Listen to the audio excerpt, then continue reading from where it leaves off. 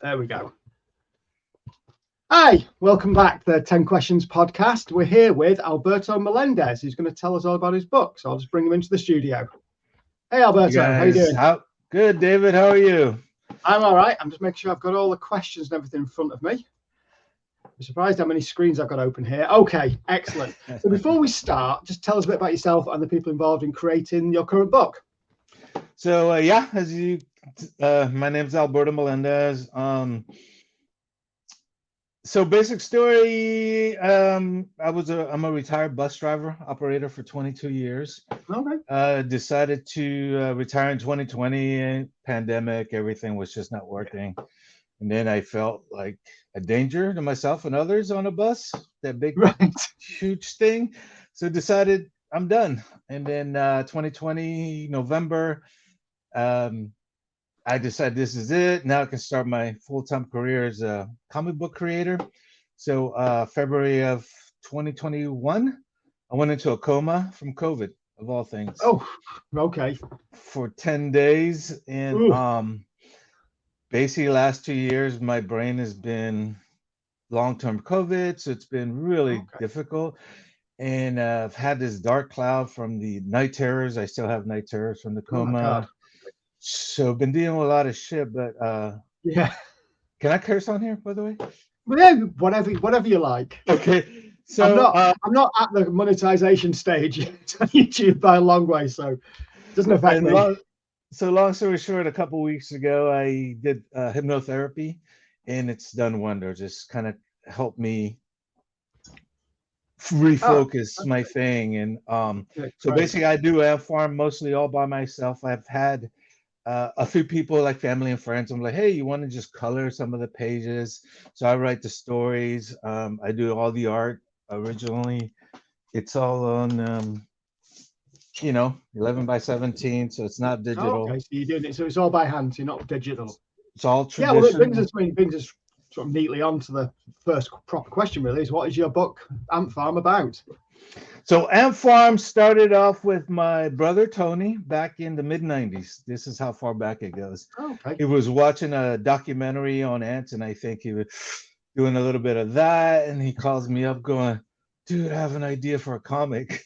And I'm like, "Okay, hit me." So basic idea was a black ant colony was going to attack a red ant colony in our Red Ant Colony. Originally this is the first book we did. It's a black and Right. white, and obviously back in the So is day, this from money. back then or from your current?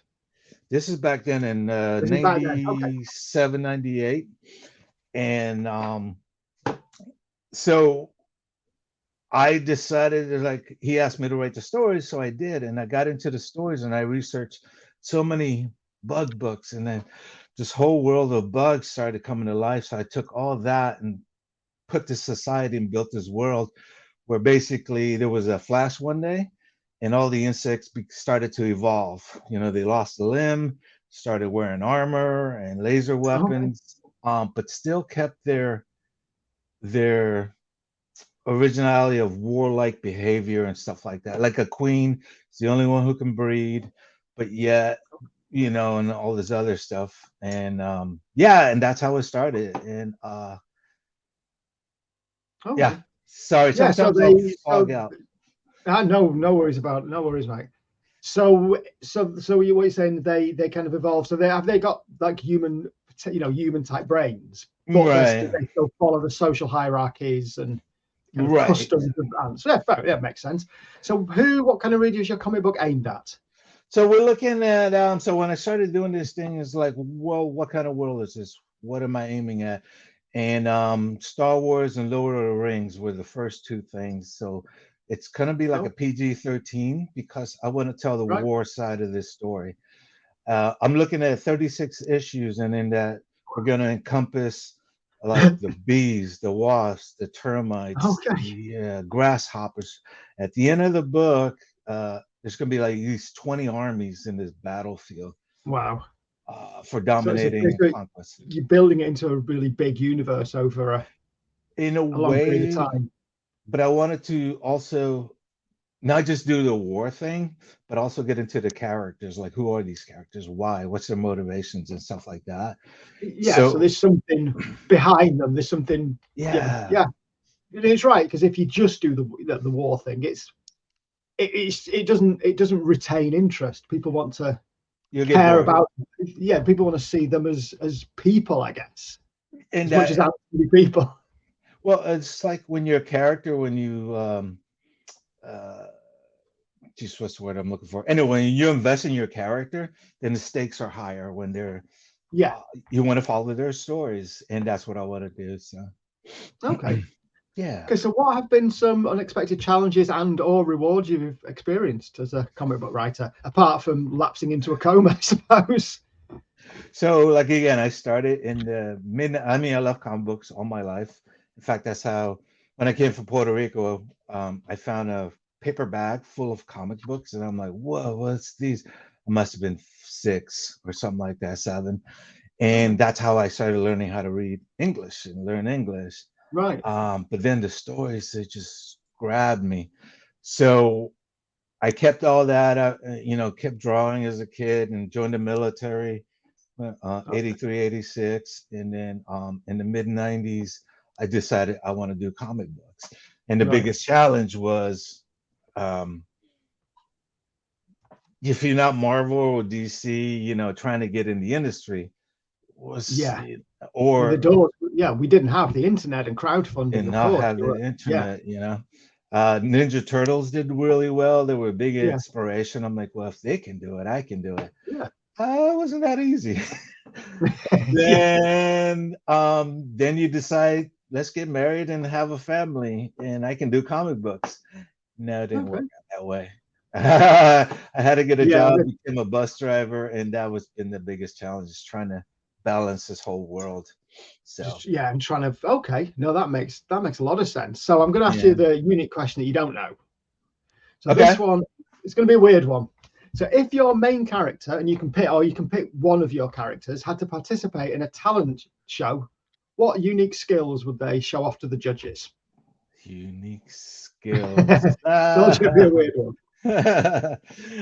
Nice left curve there, buddy. So,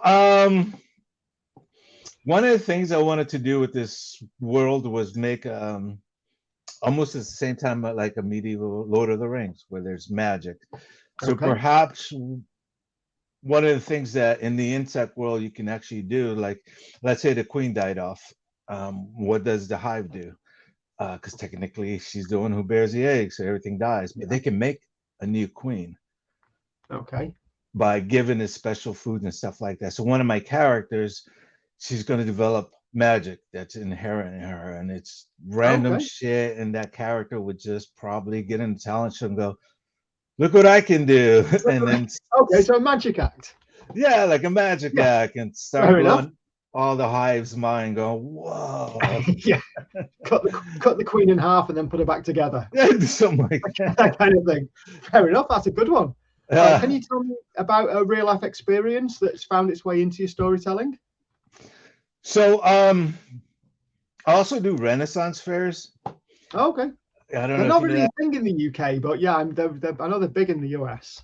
So in California, yeah, there's a lot of small fairs, but then they have major big ones. And I started doing them in '92, fair enough, before I even started working on Antfarm. Um, and the whole aspect of like when I started building this world, what kind of world do I want to do? And I used the Renaissance period, the 1500s, where armies were still engaged in one-on-one. There's no Yeah. vehicles and stuff like that. But there's a system to warfare, and being in the army, I've always had this, even as a young kid. So I brought those experience into the storytelling. We got a queen in England and Spain. Okay. We play Spaniards, so no, don't hate me. It was a long time ago. But using that power of knowledge and that history is so rich to bring into my comics. I think went from let's just do two armies clashing to let's build this world and these people and Yeah. look at this in the classes. So that's huge, I think, for my storytelling. No, that's fair. I can imagine that. I had a guy on the other day who was setting a lot of his stuff. Was talking about kind of Roman history, and I can imagine ants forming a kind of almost like the Roman style of military behavior. Very Roman, but at Yeah, the same I can time, imagine their setups, the way they would fight would be quite Romanesque. but and the problem is you can't. It's hard to go out and start your own society in this world, right? So in the real Yeah, world, you have the princesses, but they don't stay in the hive. They have to go out and make their own colonies. In this yeah, world, the technology and you can't. It's hard to start a whole new colony of 50,000 ants and stuff like okay, that. And so we have these challenges, and as far as storytelling, you have to balance all that out. And how does it work with the other bugs, insects, and stuff? okay. So you're talking about them going out? So do you give them access to what we would consider modern technology, or are they still limited more by what would be available to very clever ants, I suppose? So That's an additional question that just came to me. no, it's gonna probably come up later as far as influences, but I wanted to play with technology because they have headsets, they have little Okay. computer monitors, So they do have what we would consider modern technology. modern, but yet why don't they have vehicles? Why Yeah. haven't they got that part? And it's part of, and I'll explain later in the books, is that they still have their primeval tendencies of like, no, we're ants, we march, and March. then, Yeah. but We have a flying division, I suppose. well, the ants not so much, but we're gonna have like the yellow jackets. They're gonna have their Oh, okay. own Well, division, yeah, I and wouldn't want to then be attacked by a gang of those. it's gonna be brutal. They're gonna Yeah. be vicious little bastards. Yeah, I can imagine. We get So, they call them the Asian hornet invades England every once in a while when it's hot, and they're oh, huge things. They're terrifying, and I've never been stung by one, but it doesn't look like it'd be fun. Okay, so you actually did tell us something before, so I don't know if you can go over it again if you want. But what is something we might not know about you? um, pretty much I was letting go everything. I think so. I've done a lot of stuff. I was in the Guardian Angels. That was something. Okay, you mentioned being in the military as well.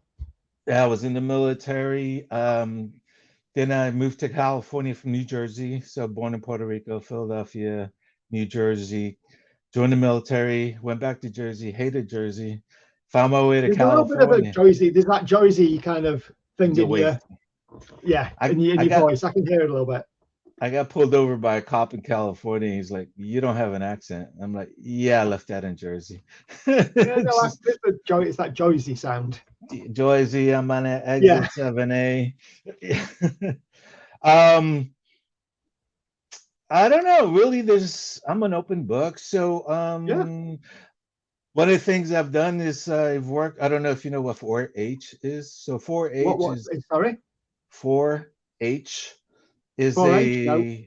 it's a program where they started in the early 1920s to help all the farmers get together and then share information. Oh, So okay. from No, there don't know about that. started growing into let's bring kids in and start teaching them agriculture because it was a dying thing and how to pass it Sure. on.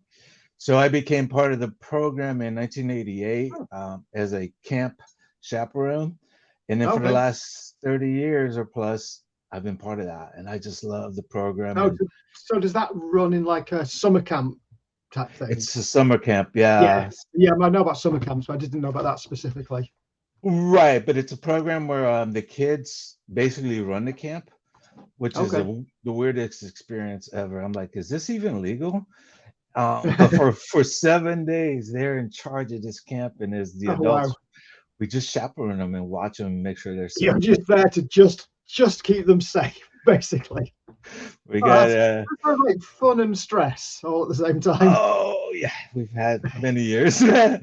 But I've taken that experience from watching the kids and learning from kids and behavior and just add it to my comics. I mean, Yeah. Well, it goes back to an earlier question. We're talking about real life experiences, and I can yes. see how that would. And I can imagine you're seeing them kind of form their own little mini societies Oh my God. as well. And then then I'm sure that's something you can use. I will always have Lord of the Flies in the back of my mind. Well, yeah, it's I can imagine it gets that way. And the TV show, as mentioned, the Insect Yellow Jackets, there's a TV show. I haven't seen it yet, but You haven't yeah, seen it? It's very much it's Lord of the Flies, but now. that's what I hear. And It's a good show. It's dark. I think I don't Okay, have so Paramount. sorry. I think it's on a certain network that I don't have. Okay. So, It's a good show, and it is about how those kind of societies form, and how certain people rise to power who shouldn't necessarily be in power. And okay, right up my alley. Yeah. Got to check it out. yeah, and it is very it is Lord of the Flies essentially in a Very cool. more modern sense, with a group of some quite scary young women. Okay. Some of them, not all of them, but some of them are really quite scary. Okay, well, on kind of almost on that subject, what movies would you say inspire your work? So, yeah, as a kid of the 70s, Sorry? Kid of the 70s and 80s, definitely the movies, and I would say books like Lord of the Rings, Star Wars was a huge, massive influence. I've never seen anything like that as a kid. I must have been 12 when I first saw it, and it just completely blew my mind. And I went to the theater like 20 times to watch it repetitively, and read the comics, and just this whole world building. And it was smart for me. It was like not a lot of the cartoons back then were like dumbed down, like watered down. So there was no like growth from them, but Star Wars gave me that, and that's when I started learning about Japanese animation, which was huge. As far as Speed Racer was one. It's about a guy in a car that races, but it wasn't just, hey kids. No, it was really dramatic adult stuff. And so movies like that, Blade Runner was a huge one for me. Aliens, Ridley Scott was just a mad genius. Just a spaceship with just one monster, and so a lot of those movies that I really appreciate was the ones who took me somewhere else, somewhere where I've never been. Pretty much. I had a similar experience with Back to the Future. It was a few years later than Star Wars, but Back to the Future for me it was something that made me think about things that were possible. It took me completely out of everything I'd seen before. Yeah, that one's one where your brain had to think, and I love to think. When a movie makes me think about the story, great. If it makes me think about why the sound, the acting, and the story suck, then I'm checking out. But fantastic. Well, before we go to the next, let's bring up your book. So I've got issue 1 up here on the screen. Yeah. I don't know if you want to. So I showed you the black and white. Yes. So basically, it's the same book but colored now and remastered. Okay. I'm just going to bring you back up again for a second. No, that's me. Sorry. It's okay. There we go. I brought you close to the screen. And then we'll go back to the. So being able to, in this day and age, to do your own coloring, and it's just amazing. It's changed everything. I love the black and white, but the problem with this story is that we have at least 12 different ant colonies, each different color. So when we see the battlefield, we're going to have you really need those colors. It's going to help. Like in book 2. Yeah. And I can't find it now because I don't know where I put it. But anyway, in book 2, we have, so even in book 1, you can see D. She's a black ant. Okay, I can bring a book 2 here. That's not a problem. If you just give me a second. So in the real ant world, like a red ant colony can go invade a black ant colony and grab their eggs and raise them as their own. And the eggs don't even know. So I had this backstory, which D, she's a black ant, but wearing the red armor, but we see the purple ants just pop up. This is what we're seeing right now. Yes, and the purple ants were like, what are you doing in red armor? You're black ant. What the hell? And she says, well, I'm part of the colony. And they're like, liar. And then her team comes up and basically backs her up, said, no, she's one of us. But I want to tell that story of her and how it doesn't matter what color you are. Once you become a collective, you're all for one sort of thing. So, but the colors are so important for this. Yes, I mean, if you are, of course, for what you're doing, you're having to identify them this way. It's going to be very difficult in black and white. I really like the here's the actually faces, by the way. The what? The faces. They're very, really interesting design, because they're not what I would have expected. If someone had asked me to imagine what an ant's face would look like in kind of human form. Let's bring you back up again. Oh, sorry. This is the original. There you go. That's okay. Original book 2, back in. Okay, so this is the original, and then this is. And this is. Yeah, here we go. Oh, so you've used the same art, but you've cut. Yeah, I recently did the same thing with a book that I'd done in black and white. The colors really made all the difference. Yeah, we have purple ants in there, but you can't tell. And so the faces, the biggest challenge for me was to draw these anamorphic creatures without a nose, because the nose is so distinguishing. And I'm like, well, how do you make them all different? So I had to do different hair color, different hairstyles, make one thinner than the other to distinguish them. And but when you're dealing with so many, being able to use color is obviously huge, incredibly useful, and for the reader just to be able to immediately recognize. Yes. Yeah, without having to think about it too much. Yeah, just pulled into the gray ant world. So we're in the gray ants now. Okay, cool. Look, it looks really good. I'm particularly impressed with the faces and the way you design them. It's not what I would have thought of, and it's really interesting. So without getting into, sorry, go ahead. Side note, I also do different comics. This one's about a giant cockroach. I like buggers, obviously. It's a kid who turns into versus Rocket Punch Susie. So my nephew and I did this book. He did the second half. I did the first half. But I don't want to be stuck in one world. And then the last one I want to show you, it's about a zombie comic that I did. And it stars my kids, their friends. The friends I didn't like much. Well, so I do play. Yeah, I'm having to actually lean into my own computer screen here to see. I'll send you a link to these, so that way. Yeah, do so, and I'll make sure there's links when this video goes out. There's going to be links down the bottom, so people can go and click on them now. Click on them right now. You can buy T-shirts on my website too.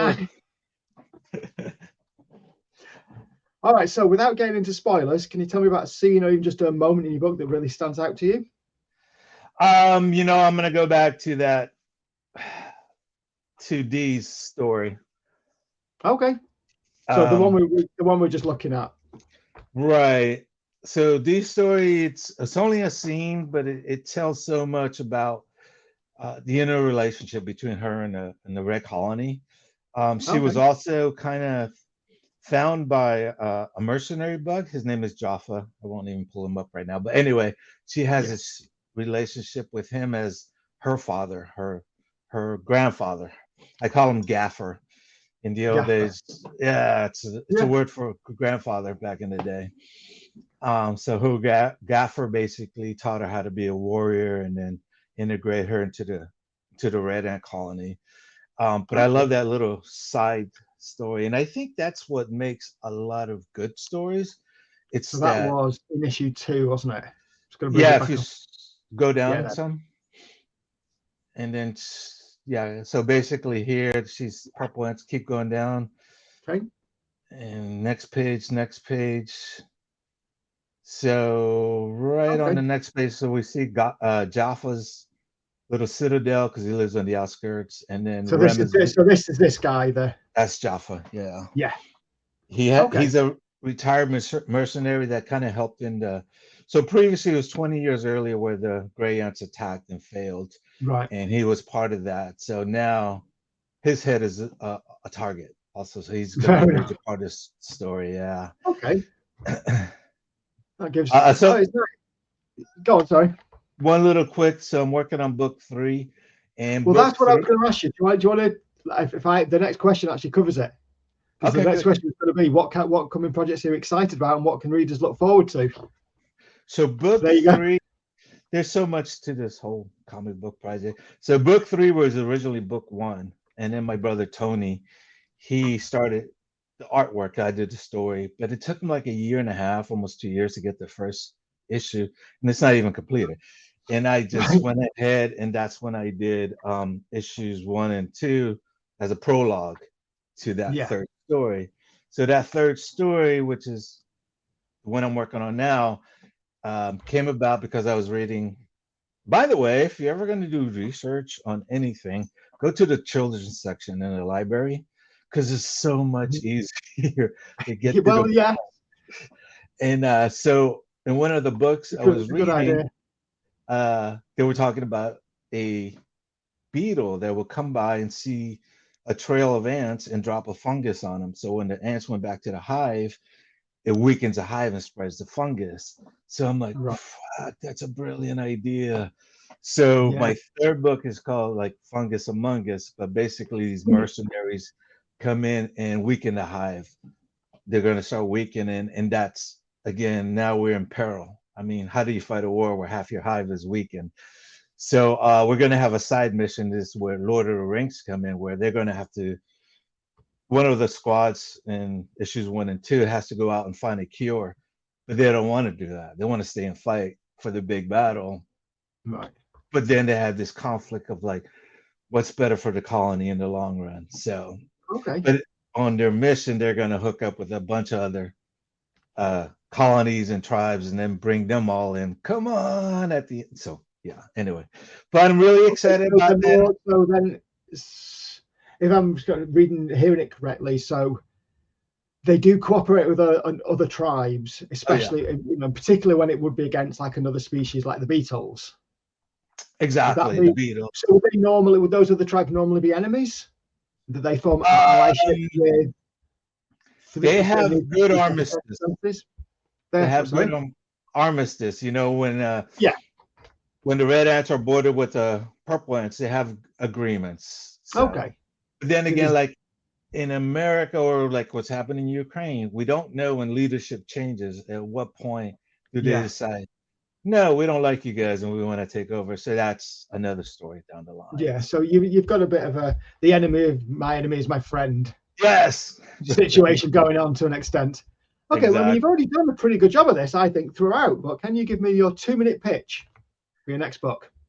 So for my next book, or for whatever book you want. I'm going to give you 2 pitches in a minute each. So for Antfarm, it'd be awesome to get it more wide. So the story is going to be about 36 issues, but it's going to tell the entirety, and it's going to be a magnum opus of my. Everyone has this one, right? And this is my magnum opus. So I'm going to tell this war story that's all inside of us, and it's going to encompass everything. And this is just part 1. We're going to have a part 2 and then a part 3, which is going to conclude everything. And that's going to be a big surprise because we're going to bring in the fire ants and those little bastards. Okay. So the other book I want to pitch, and I don't have anything here, but I can send you a link. It's called Jackie Lantern. So Jackie Lantern was about a story, and it's my adult version, my darker side, about a girl who got abducted by 8 guys and got abused and then left for dead in a pumpkin field. So she gets the power of the pumpkin patch. So this dark supernatural aspect to it. And it was my adult book because I've worked with 4-H and kids and all that. Yeah. But I decided I did 1 book and I don't have it ready, of course, but I want to do 5 books. And then what I want to do is start playing with other artists, other creators, and play in with their characters and start combining where we can promote each other and stuff like that. Sure.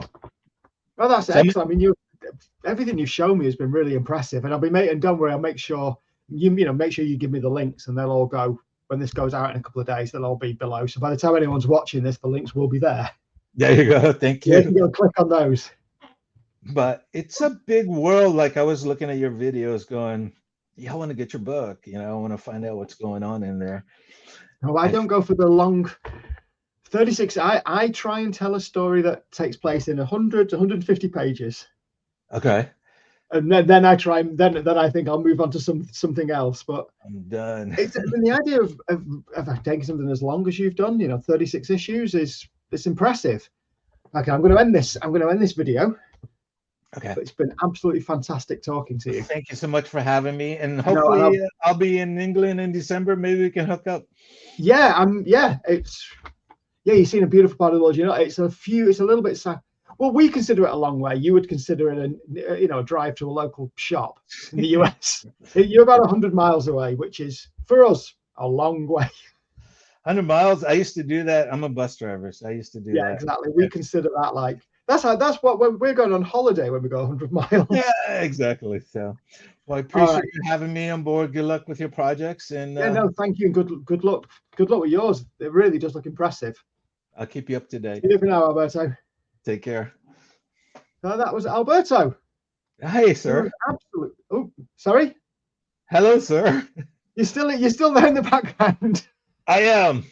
They can't see you, but you are still there. So, all right. So that was Alberto Melendez. I really appreciate him coming on. Oh, okay. Yeah. Thanks, guys. See you again. So, yeah, check his stuff out. All the links are below, and don't forget to like, share, and subscribe, and all that good stuff. Bye bye.